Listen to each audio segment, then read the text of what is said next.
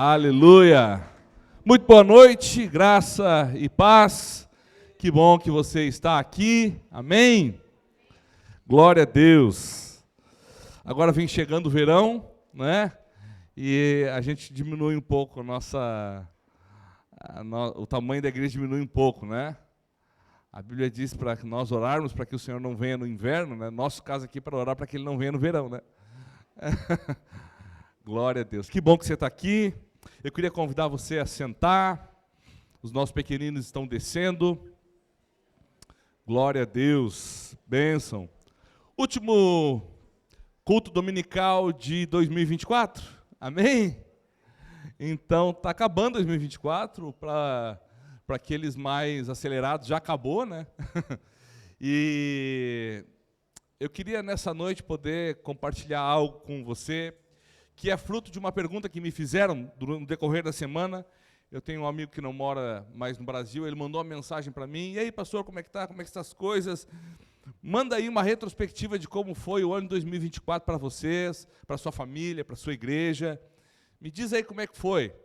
E aí eu fui fazer o áudio para ele, né, de como foi a retrospectiva do ano 2024. E quando eu fazia o áudio, eu comecei a ser tentado a relembrar dos problemas que nós tivemos em 2024, né? Então, 2024 foi um ano problemático para muita gente, desafiador para muita gente, né? Um ano de medo, né? De incertezas, não foi? Foi assim, né? Foi um ano com a gente vivenciou no estado especificamente algo que nós não tínhamos experimentado nos últimas, talvez, nem lembro mais qual foi a última situação que teve lá em Porto Alegre, mas eu acho que na proporção que tivemos, nunca experimentamos isso, né? E uma série de incertezas políticas, econômicas, muitos enfrentaram situações familiares difíceis, doídas, não foi assim? E eu também, né? A minha casa também, e quando vocês, como membros dessa igreja local, sofrem, a gente, como liderança, também sofre, a gente passa com vocês por isso, talvez não na mesma intensidade, mas estamos juntos vivendo essas realidades. Então, quando alguém pergunta como foi o ano de 2024 para o pastor Pablo, ele é muito agridoce, porque tem as alegrias e as celebrações dessa comunidade, mas tem as lágrimas e as tristezas dessa comunidade também envolvida. Eu chorei com muita gente, eu me alegrei com muita gente, eu celebrei com muita gente, mas eu tive enlutado com muita gente. Então, é difícil dizer como foi o ano de 2024. E aí, quando a gente começa a pensar sobre isso, eu lembrei de algo que, talvez essa vai ser a terceira vez que eu vou pregar sobre isso, e quem é bom de memória talvez vá lembrar, sobre uma vida produtiva, que é o chamado que eu e você temos a sermos produtivos. E se eu pedisse para você fazer agora, aí de pronto, na sua HD aí, fizesse como se fosse um balanço da sua vida, entre coisas que deram certo, coisas que não deram certo, qual seria o resumo? Qual seria o resultado? Você consegue gastar talvez 10 segundos pensando em si? A gente às vezes é muito, eu penso sempre nos outros em primeiro lugar. Mas a Bíblia nos ensina em algum momento a gente refletir sobre a nossa vida, sobre a brevidade, sobre os problemas, sobre as dificuldades, sobre as inquietações da nossa alma. Então eu queria dar para você aí 10 segundos para você pensar sobre si. Ah, mas eu sou casado, não, é sobre a sua vida, a vida da sua esposa, do seu marido. Deixa ele pensar, deixa ela pensar sobre isso. Mas pense você. Se você tivesse que fazer uma lista de coisas que deram certo, coisas que não deram certo, qual seria o resultado? Você se considera alguém que no ano de 2024 foi produtivo, sim ou não? Pense aí, conte, eu vou contar de trás para frente, e aí pense desses 10 segundos aí, enquanto eu bebo água.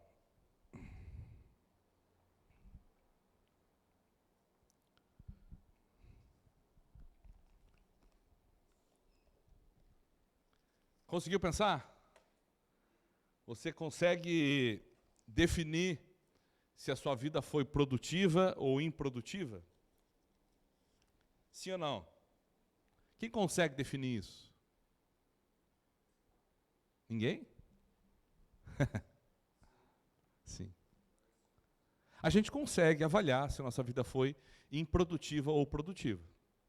Eu tenho certeza que você usa alguma régua para isso. Vamos lá, se eu fosse aqueles pastor coaching, sabe, aqueles pastor de treinamento, aonde produtividade está ligada a resultado financeiro, por exemplo, e existe um lugar para isso, existe um lugar onde a sua produtividade é medida por resultado financeiro. Existe um lugar onde a sua produtividade é medida por notas, por exemplo, no teu ambiente acadêmico, a tua produtividade ela é medida por como? Pelas notas que você tira. Se você tem um comércio, a tua produtividade é medida pelo resultado financeiro que você tem. Agora, há uma proposta bíblica sobre vida produtiva, sabia disso? O problema é que às vezes a gente mistura e a gente tem uma dificuldade de definir biblicamente o que é uma vida produtiva. E às vezes a gente começa a criar alguns tabus e achar que Deus não tem nada com isso de vida produtiva, porque a gente olha e acha que vida produtiva é ter muita grana. Vida produtiva é tudo que você colocar a sua mão, dá certo. Vida produtiva é todo mundo dizer amém porque você faz. E não necessariamente é assim. Mas a Bíblia diz, e de forma muito reiterada, a Bíblia vai falar sobre a importância de nós sermos produtivos, de nós sermos fecundos, de nós darmos frutos. Amém? Então é importante que a gente saiba que não é problema e não é errado a gente dar fruto, muito pelo contrário, a gente é convidado para dar fruto. O problema é a régua que a gente mede para ver que fruto que a gente está dando, ou para a gente medir o que é uma vida produtiva.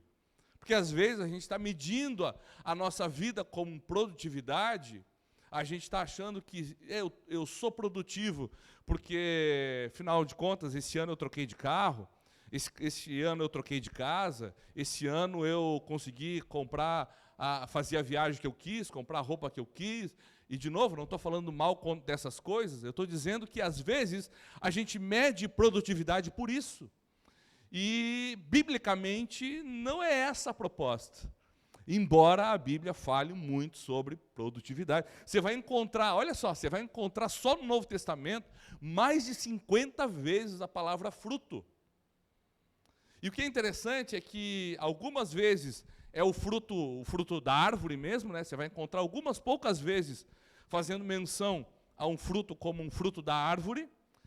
Outras vezes, poucas vezes também, você vai encontrar no Novo Testamento a Bíblia falando de fruto como filhos, mas você vai encontrar muito no Novo Testamento a Bíblia falando de uma vida que dá frutos, é uma vida que dá frutos espirituais. Amém? E eu queria conversar justamente com você um pouquinho a respeito disso, por isso eu queria convidar você a abrir lá comigo no Evangelho de João, no capítulo 15, no verso 16, e eu vou começar de trás para frente, porque o capítulo 15 de João é aquela parábola que Jesus está ensinando, e ele fala sobre o quê? A videira, lembra? Vocês lembram? Bênção, que bom que vocês estão em dia com a leitura bíblica. A gente vai falar sobre isso também nessa noite. Amém? Então, João, capítulo 15, no verso 16, eu vou começar de trás para frente, e praticamente todo o primeiro bloco do capítulo 15 é falando sobre essa videira, sobre essa relação de darmos frutos, e aqui Jesus está fazendo uma analogia, né, e você vai ver aqui, olha, verso 16 do capítulo 15. Encerra essa conversa sobre a videira justamente aqui. E olha como ela encerra. Ela encerra assim: vocês não me escolheram, mas eu os escolhi para irem e darem fruto, fruto que permaneça, a fim de que o Pai conceda a vocês o que pedirem. Este é o meu mandamento: amem-se uns aos outros. Amém? Olha só, essa é a afirmação final de uma parábola que Jesus está contando. Jesus conta essa parábola, Jesus faz essa analogia da videira, dos ramos, dele como a videira, nós como os ramos ligados nele, Deus como o agricultor, que em dado momento vai cuidar dessa videira e em algum momento vai podar alguns ramos, e a gente vai falar sobre isso mais adiante. Mas essa conversa de Jesus com os discípulos, ela acaba justamente ele dizendo isso: vocês não me escolheram. Ela era para ter começado assim. Teoricamente, essa parábola era para ter começado assim. Olha, gente, para começar a conversa, não foram vocês que me escolheram. Imagina Jesus falando isso para nós. Para começar, você está aqui, não é porque você escolheu estar aqui, você está aqui porque algo dentro de você que estava morto, adormecido, foi despertado por Deus e fez os seus olhos se abrir e você percebeu o anseio que você tem de Deus. Então, nós estamos aqui nessa noite porque algo em Deus se moveu primeiro. Amém? Não é porque a gente acordou assim, mais sensível, nada disso. Foi porque o agir de Deus, o manifestar do Senhor trabalhou em nós. Então, Jesus encerra a parábola e nós podemos começar essa conversa a partir dessa realidade. Olha, vocês não me escolheram, mas eu os escolhi. Mas escolheu para quê? A Bíblia diz que ele nos escolheu aqui, está dizendo, ó, eu os escolhi para irem. Então aqui já nos dá uma ideia de que é uma vida em movimento, mas para nós irmos e fazer o quê? Dar fruto. E que os nossos frutos, eles permaneçam, a fim de que o Pai lhes conceda. Agora, também, ainda no capítulo 15, um pouco mais atrás, ou antes desse verso que nós lemos, diz assim: meu Pai é glorificado, verso 8, capítulo 15, verso 8.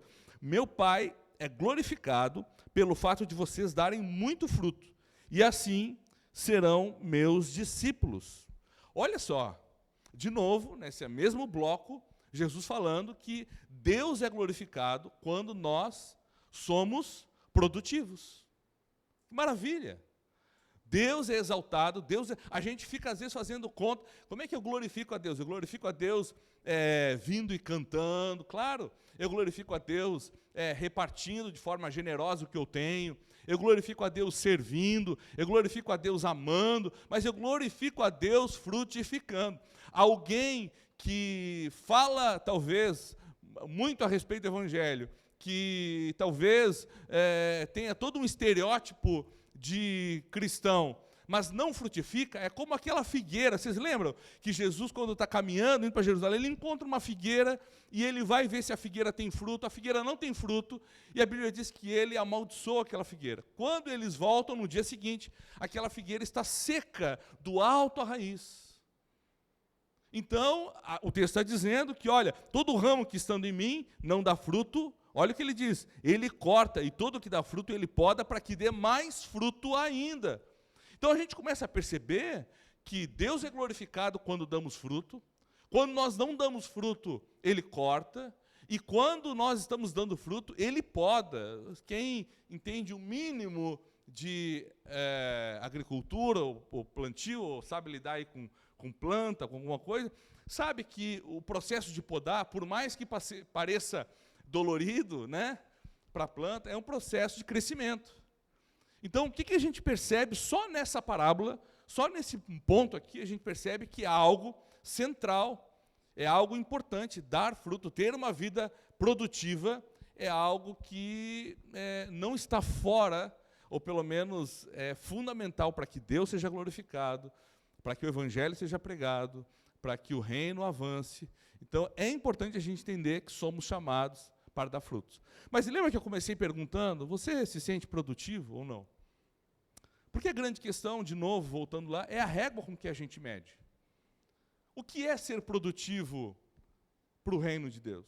O que é ser produtivo para Jesus? Porque aqui surge uma conversa de Jesus com seus discípulos, e Jesus começa a falar sobre dar frutos. E começa a dizer, olha, aquele que não dá fruto, o Pai vem e corta. Aquele que dá, ele poda, limpa, para que dê mais frutos. Aquele que dá fruto glorifica a Deus. Jesus continua dizendo, olha, não esqueçam que eu escolhi vocês para quê? Para que o Senhor nos escolheu? Será que é para vir aqui todo domingo e cantar? Sim ou não? Se uma coisa que Deus não tem é carências. Nós temos carências, Deus não tem carências. Deus não tem carência de louvor, gente. Deus não tem carência de gente batendo palma para Ele. Deus não tem carência de nada disso, muito pelo contrário, Ele é pleno e satisfeito em si mesmo. O que nós fazemos aqui é pelo transbordar do seu amor e da sua misericórdia. Agora, a Bíblia diz que nós fomos atraídos por Ele, que nós somos escolhidos por Ele, o texto exatamente diz isso, ó, que eu os escolhi para que vocês vão e deem frutos, e que os frutos de vocês permaneçam. O que é um fruto que permanece? Um fruto que permanece é aquele fruto que não é corroído pela traça nem pela ferrugem. Lembra que a Bíblia diz que as nossas riquezas, elas serão consumidas pela traça e pela ferrugem? Bom, então, isso quer dizer que a Bíblia, quando fala de uma vida produtiva, ela está falando de uma vida que dá frutos, que não são corroídos pela traça, pela ferrugem, que não sofrem a violência do tempo, que não sofrem a violência dos ventos, algo que é estabelecido. Amém? E agora, Deus nos chama para frutificar, mas Ele também, Ele dá uma importância a respeito de que não é só dar frutos. Não é só dar fruto a qualquer preço. A Bíblia também vai dizer que, além de dar frutos, não pode ser qualquer tipo de fruto. E olha o que o texto de Lucas diz. Nenhuma árvore boa dá fruto ruim, e nenhuma árvore ruim dá fruto bom. Então Jesus, ele começa a fazer uma distinção que, olha, é importante que vocês deem frutos, mas é importante vocês atentarem que existem frutos bons e frutos ruins, e o que eu espero de vocês são frutos bons. Mateus diz, toda árvore que não produz bons frutos é cortada e lançada ao fogo. Eu estou salteando aqui esses versículos, para validar algo que a gente começou dizendo a respeito de uma vida produtiva. Então eu preciso fincar algumas estacas para que a gente saiba do que a gente está falando nessa noite. Deus quer que você seja produtivo. Deus quer que você dê frutos. Agora, não são qualquer frutos que Ele quer que você dê. A partir do momento que você se torna improdutivo, você corre risco de morte. Morte espiritual. Porque a Bíblia diz, na parábola que nós acabamos de ler, que aquele que não dá fruto, ele é cortado e lançado aonde? No fogo. Amém? Nessa hora todo mundo para, ergue a cabeça e fica olhando assim, né? Mas a grande questão, Lucas capítulo 3, verso 9, diz assim, o machado já está posto à raiz das árvores, e toda árvore que não der bom fruto será cortada e lançada no fogo. Uau! Então eu tenho que dar fruto. O meu fruto tem que permanecer e não pode ser um fruto ruim. Agora, qual é o fruto então? Qual é o fruto que eu preciso dar com abundância? Para que não seja um fruto ruim. E eu poderia gastar algum tempo aqui da gente falando o que é fruto ruim, mas por eliminatória você vai perceber o que é fruto ruim. A gente vai gastar tempo falando do que é o fruto que a Bíblia nos propõe, ou o que a Bíblia nos chama a ser quando fala de sermos frutíferos, quando sermos fecundos, sermos produtivos. Amém? E quando nós olhamos lá para aquilo que o apóstolo Paulo fala em Gálatas, capítulo 5, no verso 22, nós vamos perceber que quando Jesus está falando ali sobre que o nosso fruto glorifica a Deus, Jesus está falando a mesma coisa que Paulo depois trouxe, talvez mais esmiuçado e mais explicadinho. E olha o que diz Gálatas, capítulo 5, no verso 22 e 23, diz assim, mas o fruto do Espírito é amor, alegria, paz, paciência, amabilidade, bondade, fidelidade, mansidão e domínio próprio. Contra essas coisas não a lei. Olha que interessante. Jesus vai tornar claro que o fruto que ele espera que a gente dê em abundância é um fruto espiritual. O fruto espiritual, ele vai arrastar consigo frutos reais, frutos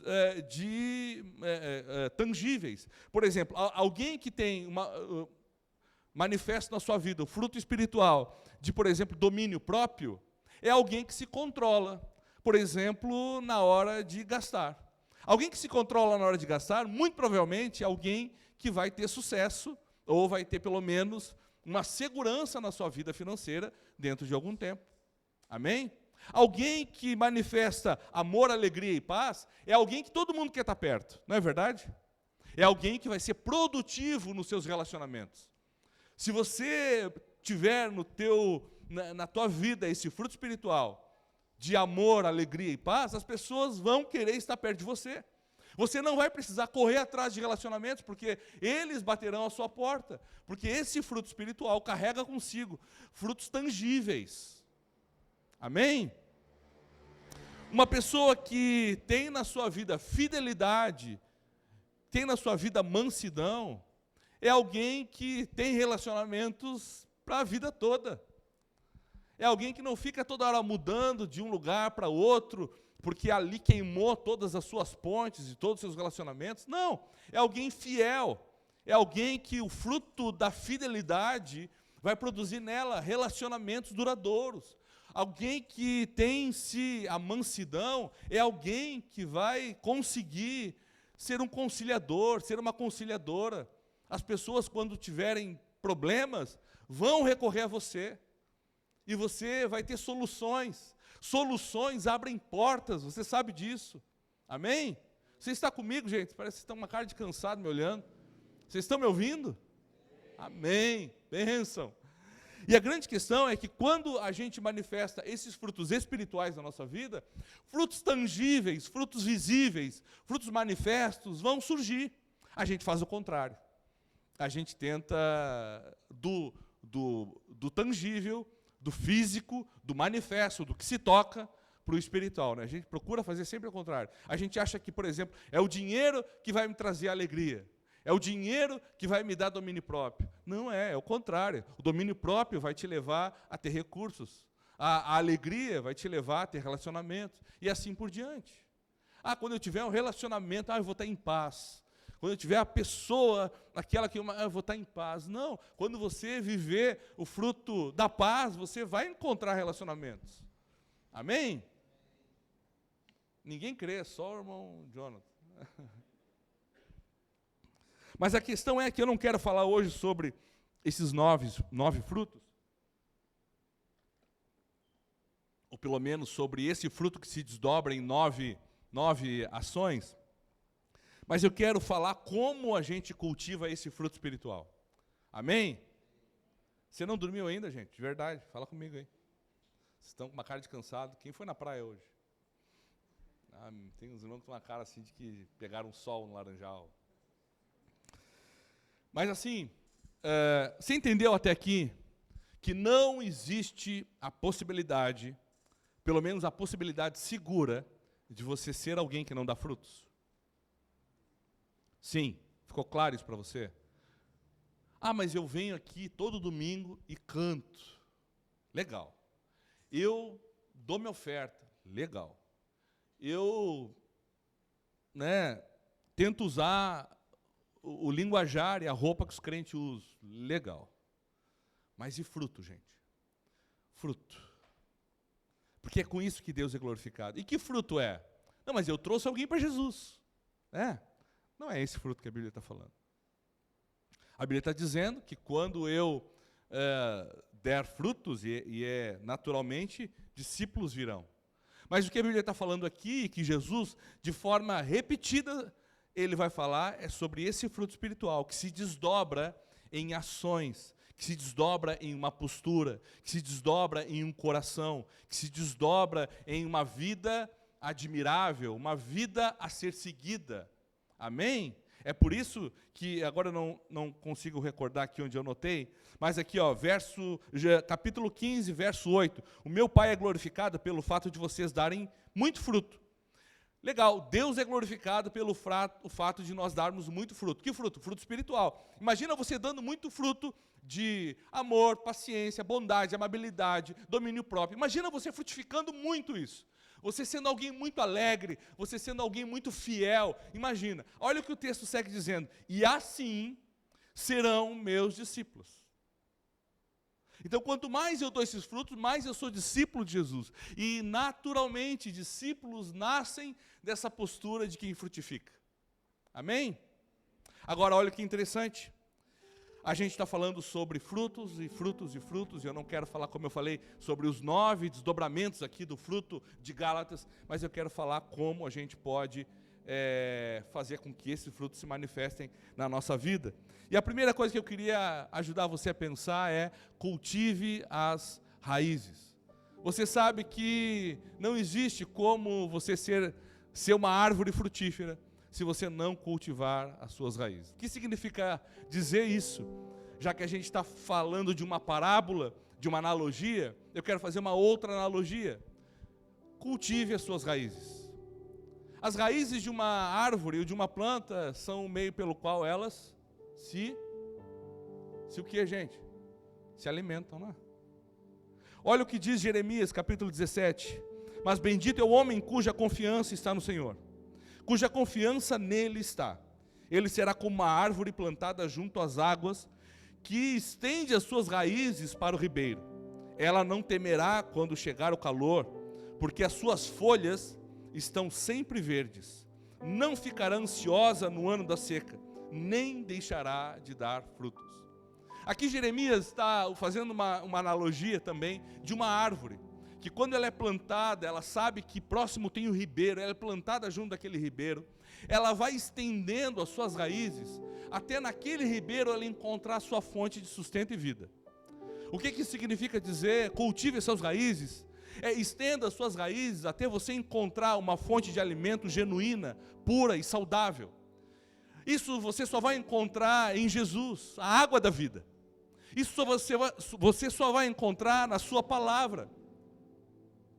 A Bíblia declara que não é só de pão que eu e você vivemos, não é só de YouTube, não é só de Instagram, não é só de conversas de corredor, não é só de diz que me disse que nós vivemos, não é só de jornal, não é só de noticiários, é da palavra de Deus que nós vivemos.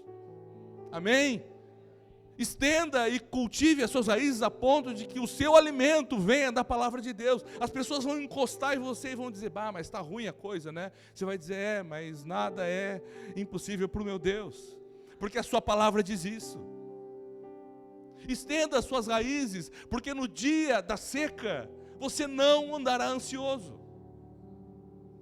Quando os ventos soprarem, você estará com as suas raízes fixadas. Alguns estudiosos dizem, quem já viu uma bananeira? Viram bananeira? Diz que a bananeira, você pode cortar ela assim na terra. E assim, cortar lá na terra e deixar. Se você não arrancar suas raízes dentro de um pouco tempo, ela vem de novo. É as suas raízes. Existe um tipo de cacto no deserto que estende as suas raízes por 1.800 metros até encontrar água. A gente é preguiçoso demais. A gente agora não consegue nem mais ler a Bíblia. A gente bota num aplicativo para falar a Bíblia para a gente. Não é verdade? Só que se a gente não consegue estender as nossas raízes, quando o sol vier, quando a luta vier, quando as dificuldades vierem, nós vamos tombar com elas. É por isso que Jeremias usa esse exemplo tão maravilhoso, e ele diz: mas bendito, abençoado é o homem, cuja confiança está no Senhor, cujas suas raízes estão em Deus. Abençoado vai ser esse homem. As notícias virão, os rumores virão, as guerras virão, mas os olhos dele estarão no Senhor. Amém? As coisas vão começar a ruir, mas os olhos dele, a raiz dele está em Deus. As perseguições virão, mas você está em Deus. Estenda as suas raízes até que elas encontrem um verdadeiro alimento, que é a palavra de Deus. Como é que tem sido isso na sua vida? Aonde você tem fixado as suas raízes? O que tem alimentado você? Se o que tem alimentado você são, sabe, pequenas porções mastigadas da palavra de Deus, isso não é o suficiente para uma jornada longa. O presbítero Tiago pregou aqui, acho que alguns domingos atrás, sobre a jornada. Não foi assim? Sim ou não? Se você não se alimentar da palavra de Deus, você não conseguirá enfrentar a jornada que é proposta a você. Agora, aquele que se alimenta, aquele que estende as suas raízes, quando chegar o calor, as suas folhas sempre estarão lá. Quando a seca vier, você não vai deixar de dar fruto. Amém? Olha o que diz Colossenses capítulo 2, no verso 6. Portanto, assim como vocês receberam Cristo Jesus, o Senhor, continuem a viver nele, enraizados e edificados nele, firmados na fé, como foram ensinados, transbordando de gratidão. Assim como vocês receberam o Senhor, mantenham-se enraizados nele, na sua palavra, nas suas verdades, nas promessas do Senhor, nos seus milagres, nas experiências que Ele convida a mim e a você para termos.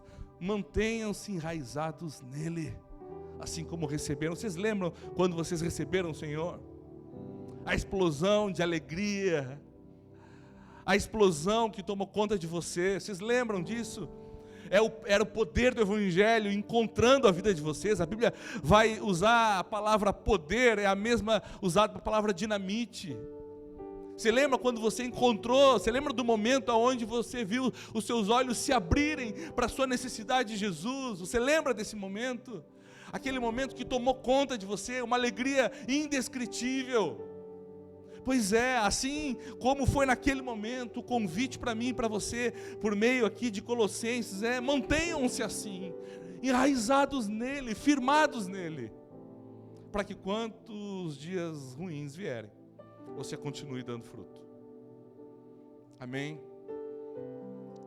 O problema é que muitos de nós, grande parte de nós, dá fruto quando tudo está dando certo. Muitos de nós, grande parte de nós, quando a luta vem, apostata.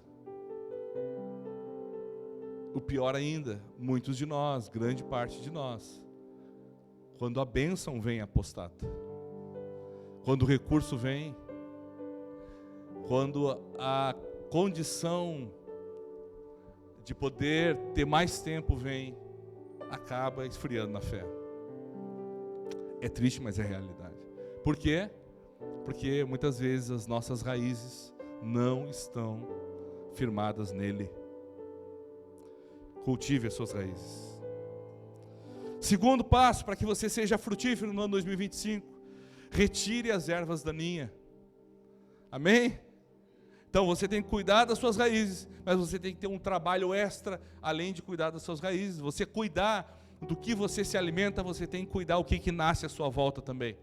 Olha o que diz Lucas capítulo 8, é a parábola do semeador. Quem já leu, lembra, mas assim, no verso 11, Jesus começa a explicar o que era aquela parábola. Então a parábola, de forma bem sucinta, um homem saiu a semear, ele lança semente em alguns tipos de solo.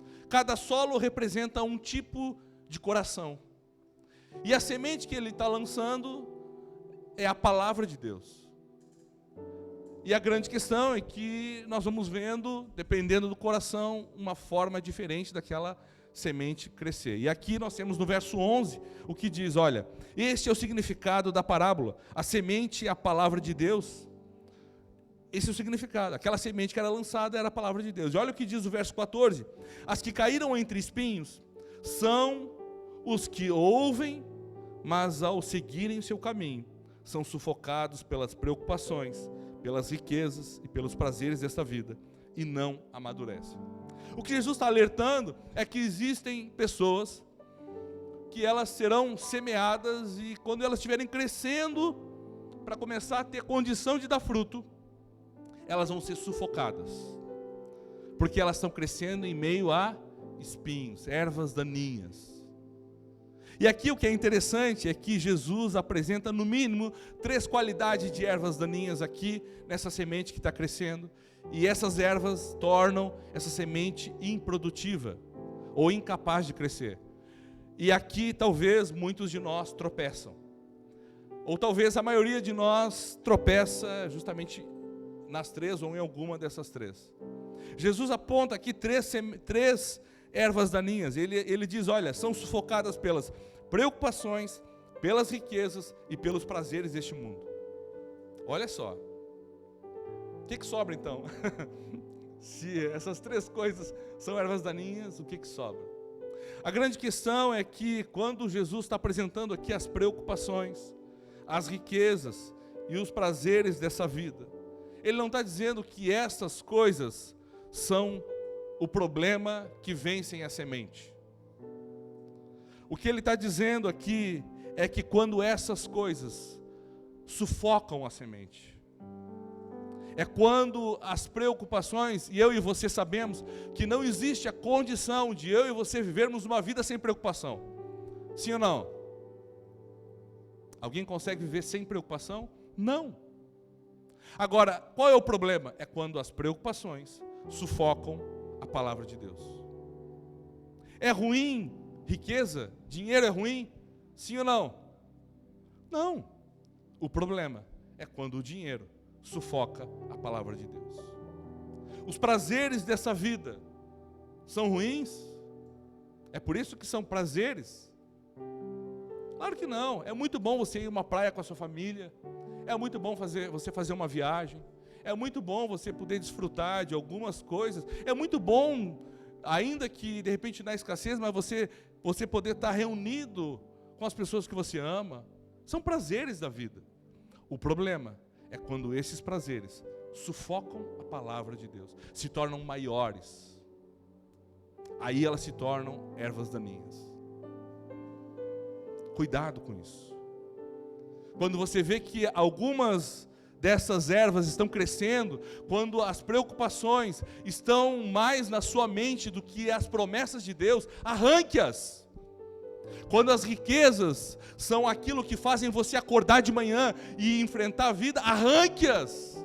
Quando os prazeres dessa vida são aquilo que estão movendo você a tomar decisões, a fazer escolhas e avançar, arranque-os.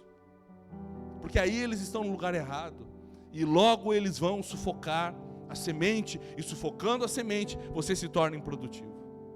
Você não dá frutos. E não dando frutos, você não glorifica. E não glorificando, você não se torna um discípulo. E não dando frutos, a Bíblia diz que nós somos cortados e lançados no fogo. Amém? O problema não são as preocupações, as riquezas e os prazeres da vida. O problema é quando eles são maiores que a palavra de Deus na sua vida.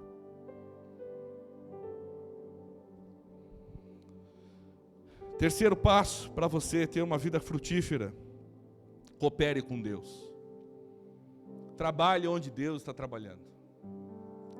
A gente tem uma tendência a fazer frentes isoladas daquilo que Deus está fazendo. A gente tem uma tendência a ignorar o que Deus está fazendo e construir a nossa própria meta, o nosso próprio projeto. A Bíblia diz que a gente faz planos, mas a resposta vem do Senhor. Trabalhe onde Deus está trabalhando na sua vida. Coopere com aquilo que Deus está fazendo. Existem situações na sua vida que Deus está derrubando e você está tentando construir. Tem coisas que Deus está metendo a marreta e você lá está tentando, não, aqui não, isso aqui não. Coopere com Deus. Não seja uma força contrária ao que Deus está fazendo, você vai sofrer. Você vai sentir dor. Doída coisa é se debater contra os aguilhões do Senhor, diz a palavra de Deus. Coopere com aquilo que Ele está fazendo. Perceba onde Ele está trabalhando e trabalhe com Ele naquilo. Não crie a sua frente de trabalho na sua vida.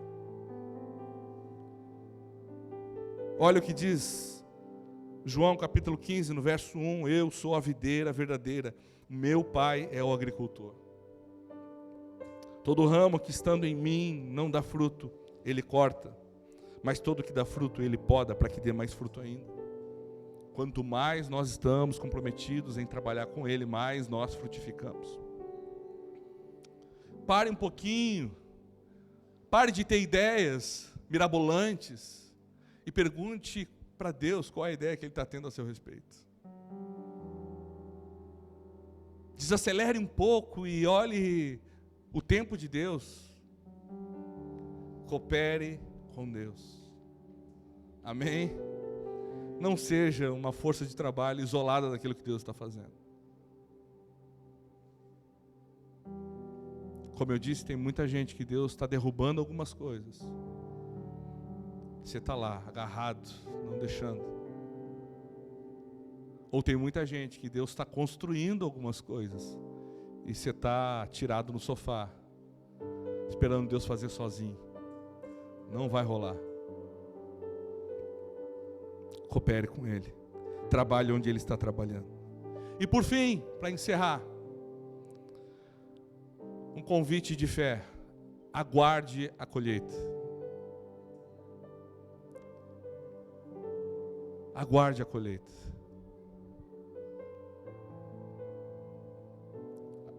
Vamos lá. Cultive as raízes. Retire as ervas daninhas.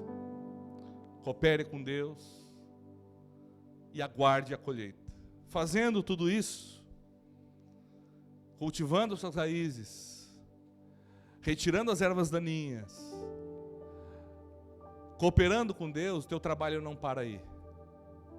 Você ainda precisa dar mais um passo, que é o passo de fé, de aguardar aquilo que virá.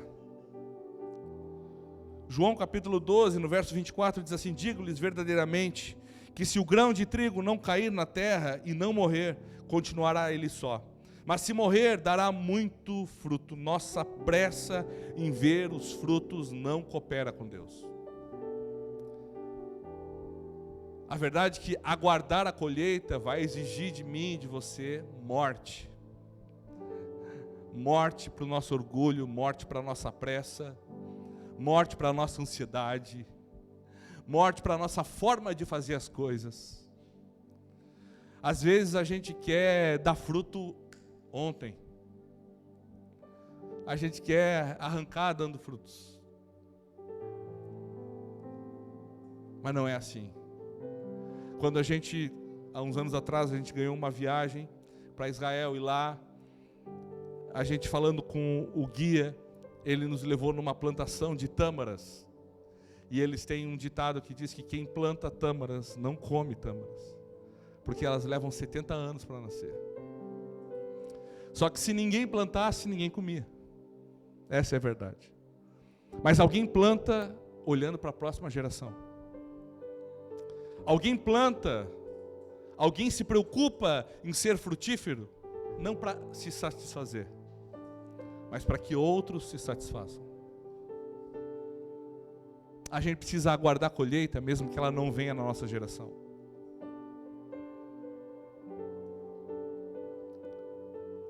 Eu tenho um familiar, e a minha avó morreu no Senhor, era crente. E a minha avó orou muitos anos por esse familiar, por esse filho. E eu lembro que algumas vezes, quando eu ia lá e ela pedia para a gente orar, ela pedia para a gente orar por esse filho. E eu lembro que a minha avó tinha uma coisa engraçada, toda vez que eu orava, ela orava depois de mim, assim, acho que para confirmar, né? Ou ela não levava muito fé na minha oração, mas eu lembro da oração dela, e ela sempre orava dizendo: Senhor, eu sei que talvez os meus olhos não verão a tua promessa se cumprindo, mas eu creio tal qual, como se eu estivesse vendo. Olha só, aquilo me impactava. Ela estava semeando, e ela morreu e não viu de fato o filho dela se rendendo ao Senhor. Mas eu e minha esposa temos visto o Senhor trabalhando na vida dele. Ela não viu, mas ela semeou. Ela guardou a colheita. Não é ela que vai colher, mas ela plantou. Muitos dos frutos que você vai produzir, não é você que vai comer, mas isso não impede você de produzi-los. Se você resolve produzir só aquilo que é para você, você está dizendo que o alvo é você mesmo. Então tem muita gente que você vai orar, chorar e clamar, e essa pessoa nunca vai voltar para você e vai dizer obrigado, porque você orou, chorou e clamou por mim. Tem muita gente que você vai orar e abençoar, tem muita gente que você vai estender a mão, você vai ofertar, você vai abraçar, você vai amar, que nunca mais você vai ver. Tem muita coisa que você vai fazer, que você não sabe aonde aquilo vai desdobrar. Mas o fato é que você está crendo que o fruto virá. Você está trabalhando para ser frutífero, mesmo quando os seus olhos não veem isso. Eu volto àquela pergunta lá do começo. Se você tivesse que fazer uma lista, agora com esse parâmetro, com essa régua de frutos espirituais, você se sente alguém produtivo ou improdutivo? Com essa régua que nós apresentamos agora, porque é com essa régua que o Senhor quer nos medir. Ou você acha que Deus se preocupa com quanto você tem na sua conta? Ou você acha que Deus se preocupa com quantos diplomas você tem? Você acha que Deus se preocupa o quão respeitado você é nessa cidade? A Bíblia diz que o texto que o Tiago leu aqui vai tratar como de fato nós somos, como relva, ou seja, como uma planta que o sol bate e ela se dissipa. Agora, nós temos a capacidade e o convite de darmos frutos. Qual é o legado que você quer deixar? Quem é da administração conhece essa frase, que diz que não há nada mais inútil do que você ser extremamente competente fazendo algo que não é para fazer.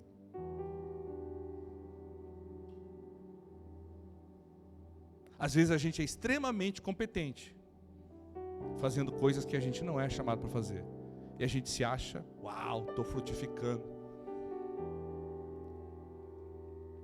Não precisou muito, precisou um cara da administração lá, incrédulo, detectar e dizer, olha, se você é tão competente fazendo o que não é para fazer, você é um inútil. E aí Jesus vem e diz, olha, aquele que faz o que não é para fazer e não frutifica na condição que eu quero que frutifique, eu corto e vai para o fogo. A inutilidade nos leva para o fogo. Você entendeu? Talvez não essa era a mensagem que você gostaria de encerrar o ano de 2024. Mas eu tenho certeza que essa é a mensagem que você precisa para começar o ano 2025. Com o coração certo, com a postura correta, para a glória de Deus. Você quer glorificar a Deus em 2025? Sim ou não? Seja produtivo. Você quer oferecer a Deus de fato um perfeito louvor? Seja produtivo. Seja produtivo. Coloque-se de pé.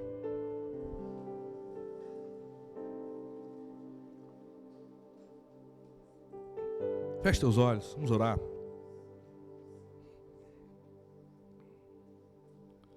Te adoramos, Deus, te adoramos porque a Tua palavra é o alimento que precisamos. A verdade é, Deus, que